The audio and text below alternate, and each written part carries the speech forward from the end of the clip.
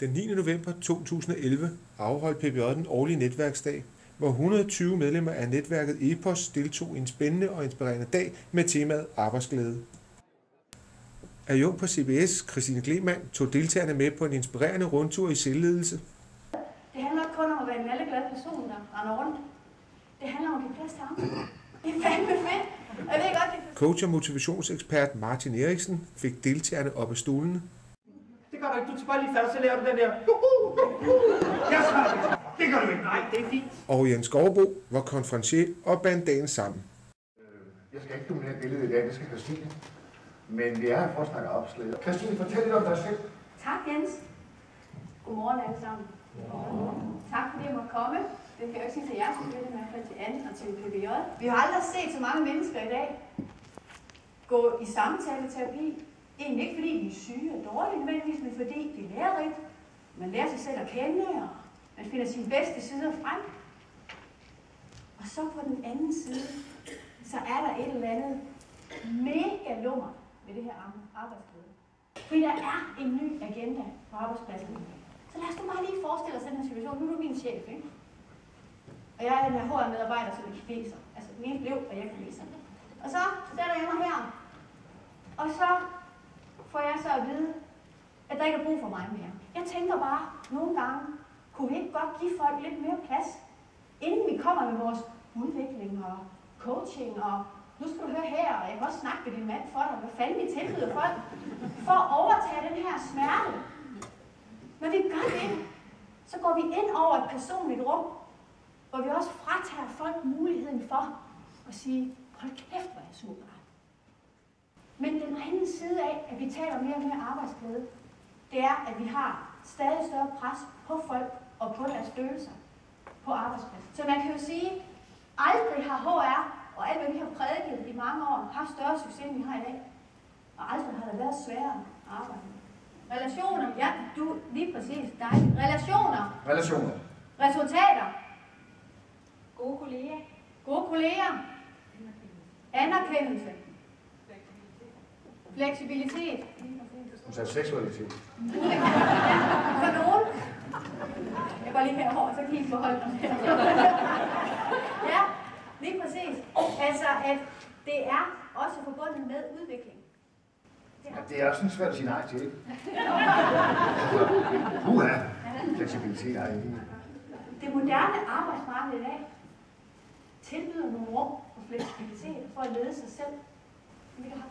Det betyder ikke, at du ikke har en leder, som kan fyre dig ved det der. Men du leder dig selv. Så er det vigtigt at begynde at kigge på, jamen det er ikke bare et spørgsmål om, at jeg skal være glad. Det er et spørgsmål om at skabe muligheden for, at andre bliver det. Og der bliver tillid i de her relationer, hvor vi afstemmer forventninger. Og i forhold til vores eget arbejde, helt sikkert. Vi skal elske vores job. Kom lidt ud af den forestilling om, at her sidder jeg i min stol, og hvordan hokker skal jeg komme her?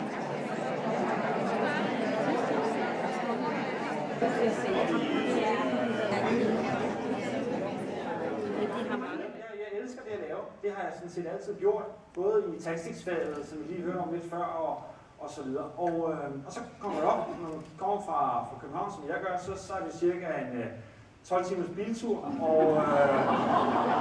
så skal man også have en GPS. Hvor mange af jer vil gerne have mere energi? Må jeg lige se en hånd? Er der nogen, der ikke engang har energi til at få? Det er et godt udgangspunkt. Det vil de fleste gerne have. Vil du gerne have mere energi? Der er nogen, der står, jeg skal ikke have mere energi, så popper hovedet af. Løb den ind på kontoret i morgen. Ved knæhøje løftninger, så laver vi lige den der yes, yes, yes, yes.